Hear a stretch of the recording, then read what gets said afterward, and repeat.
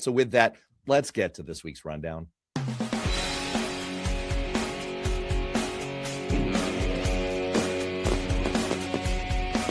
Since you invoked it, we are closing out this week about how we started it, focused on Venezuela. On Thursday, 5 Senate Republicans sent a clear and stunning rebuke to President Trump by voting to advance a war powers resolution that would block the president's use of the U.S. armed forces to engage in hostilities within or against Venezuela unless authorized by Congress. Trump responded with an enraged Truth Social rant, saying that Susan Collins, Lisa Murkowski, Rand Paul, Josh Hawley, and Todd Young should never be elected to office again. How are Republicans talking about, thinking about, processing, worrying about behind closed doors this Venezuela attack? Here's the interesting thing. I think capture Maduro is probably the most traditionally Republican thing Donald Trump has done since he's been in office. But the issue is the contempt he seems to have for the American people. The moment we start blowing up narco-terrorist boats, he should have been on television. If the president believed this was necessary, he owed it to the country to give a clear public explanation. Instead, we got shock without context. And if it stopped there, I think Trump's approval numbers probably would be going up, much like George Herbert Walker Bush is dead. But the problem is we're not stopping there. We're going into a country, and now we're saying we're going to run Venezuela.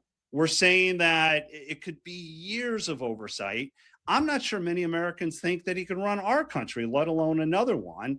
I was asked this by a couple of reporters this week, and I think the thing that strikes me is if you are a Democrat or someone who just hates Trump, you're not voting for him. If you're just a Republican who feels politically homeless, but you can't make yourself vote for a Democrat, you're angry, you're upset. It probably kills us in the midterm electorally, but it's those people in the middle. It's the independents that are looking at this and just saying this is a real.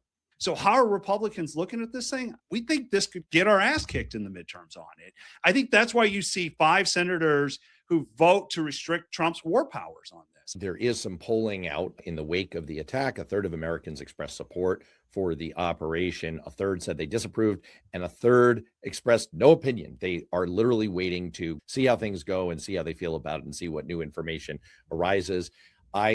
If I were in your shoes, which I am analytically, I would be worried for the Republican Party because we just don't know how this is going to go, how it's going to wear in the coming weeks and months. Trump promised that we would be running the country potentially for years, and history suggests that it is not going to go well.